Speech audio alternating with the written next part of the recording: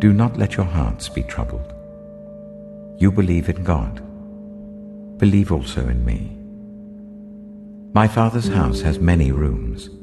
If that were not so, would I have told you that I'm going there to prepare a place for you? And if I go and prepare a place for you, I will come back and take you to be with me, that you also may be where I am. You know the way to the place where I'm going. Thomas said to him, Lord, we don't know where you're going, so how can we know the way? Jesus answered, I am the way, and the truth, and the life. No one comes to the Father except through me. If you really know me, you will know my Father as well. From now on, you do know him and have seen him. Philip said, Lord, show us the Father, and that will be enough for us. Jesus answered, Don't you know me, Philip? Even after I've been among you such a long time. Anyone who has seen me has seen the Father. How can you say, show us the Father? Don't you believe that I am in the Father and that the Father is in me? The words I say to you I do not speak on my own authority. Rather, it is the Father living in me who is doing his work. Believe me when I say that I am in the Father and the Father is in me.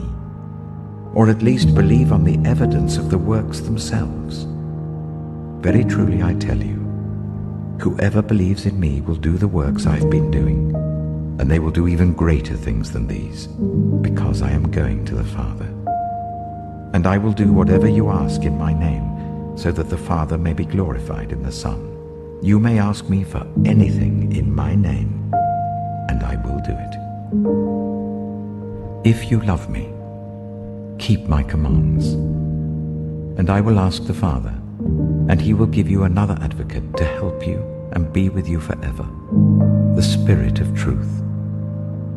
The world cannot accept him, because it neither sees him nor knows him. But you know him, for he lives with you and will be in you. I will not leave you as orphans, I will come to you. Before long, the world will not see me anymore, but you will see me. Because I live, you also will live. On that day, you will realize that I am in my Father, and you are in me, and I am in you. Whoever has my commands and keeps them is the one who loves me. And the one who loves me will be loved by my Father, and I too will love them and show myself to them.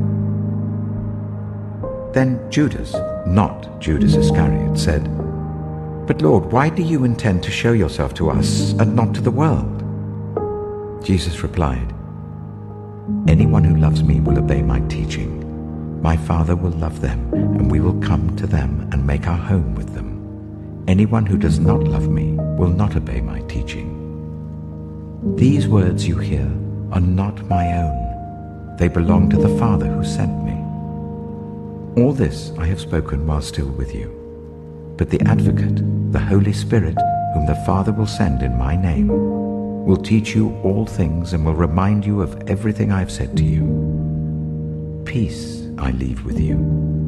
My peace I give you. I do not give to you as the world gives. Do not let your hearts be troubled, and do not be afraid. You heard me say, I am going away, and I'm coming back to you. If you loved me, you would be glad that I'm going to the Father, for the Father is greater than I. I have told you now before it happens, so that when it does happen, you will believe. I will not say much more to you, for the Prince of this world is coming. He has no hold over me, but he comes so that the world may learn that I love the Father and do exactly what my Father has commanded me.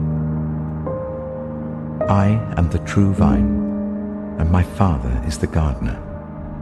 He cuts off every branch in me that bears no fruit, while every branch that does bear fruit he prunes, so that it will be even more fruitful. You are already clean because of the word I've spoken to you. Remain in me as I also remain in you. No branch can bear fruit by itself. It must remain in the vine. Neither can you bear fruit unless you remain in me. I am the vine. You are the branches. If you remain in me and I in you, you will bear much fruit. Apart from me, you can do nothing. If you do not remain in me, you are like a branch that is thrown away and withers. Such branches are picked up, thrown into the fire, and burned. If you remain in me, and my words remain in you, ask whatever you wish, and it will be done for you. This is to my Father's glory, that you bear much fruit, showing yourselves to be my disciples. As the Father has loved me, so have I loved you. Now remain in my love. If you keep my commands, you will remain in my love, just as I have kept my Father's commands and remain in his love. I have told you this so that my joy may be in you and that your joy may be complete. My command is this: love each other as I have loved you.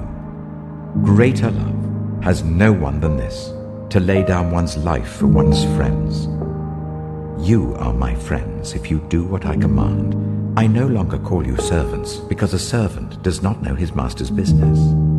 Instead, I have called you friends, for everything that I learned from my Father I have made known to you. You did not choose me, but I chose you and appointed you, so that you might go and bear fruit, fruit that will last. And so that whatever you ask in my name, the Father will give you. This is my command: love each other. If the world hates you, keep in mind that it hated me first. If you belonged to the world, it would love you as its own. As it is, you do not belong to the world, but I have chosen you out of the world. That is why the world hates you. Remember what I told you: a servant is not greater than his master. If they persecuted me, they will persecute you also. If they obeyed my teaching, they will obey yours also.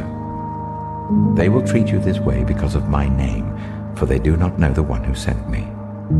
If I had not come and spoken to them, they would not be guilty of sin, but now they have no excuse for their sin. Whoever hates me hates my Father as well. If I had not done among them the works no one else did, they would not be guilty of sin. As it is, they have seen, and yet they have hated both me and my Father. But this is to fulfill what is written in their law: they hated me without reason. When the Advocate comes, whom I will send to you from the Father, the Spirit of truth who goes out from the Father, he will testify about me. And you also must testify, for you have been with me from the beginning. All this I have told you, so that you will not fall away. They will put you out of the synagogue. In fact, the time is coming when anyone who kills you will think they are offering a service to God. They will do such things because they have not known the Father or me. I have told you this, so that when their time comes you will remember that I warned you about them. I did not tell you this from the beginning because I was with you, but now I am going to him who sent me. None of you asks me, "Where are you going?" Rather, you are filled with grief because I have said these things.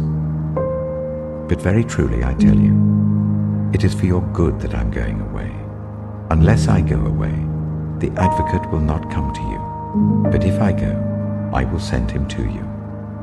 When he comes, he will prove the world to be in the wrong about sin and righteousness and judgment. About sin, because people do not believe in me.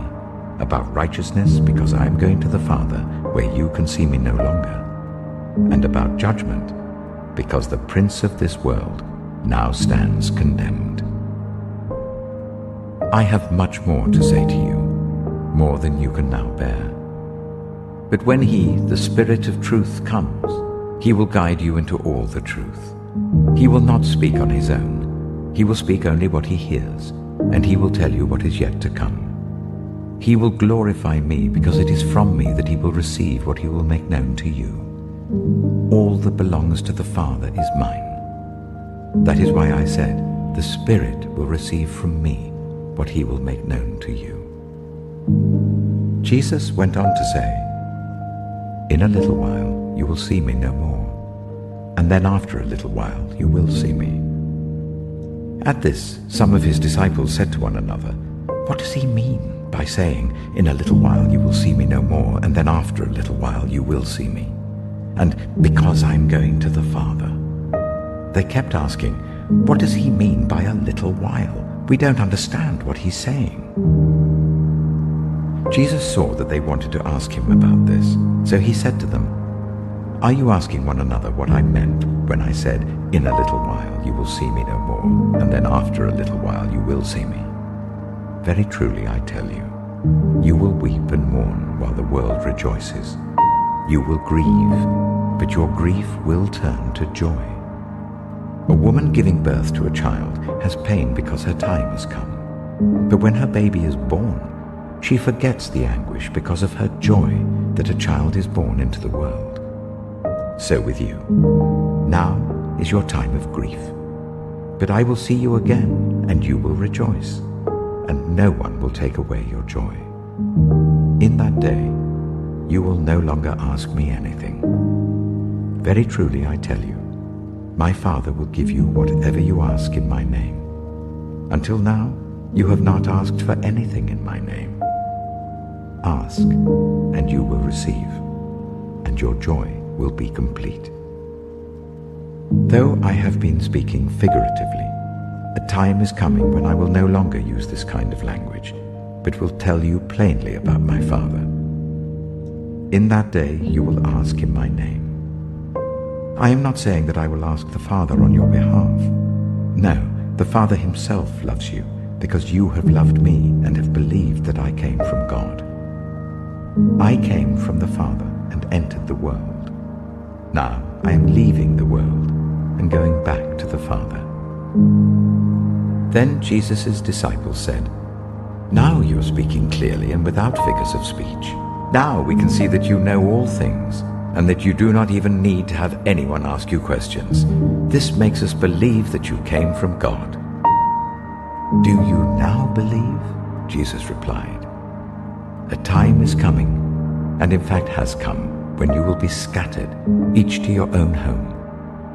You will leave me all alone. Yet I am not alone, for my Father is with me. I have told you these things, so that in me you may have peace. In this world you will have trouble, but take heart. I have overcome the world.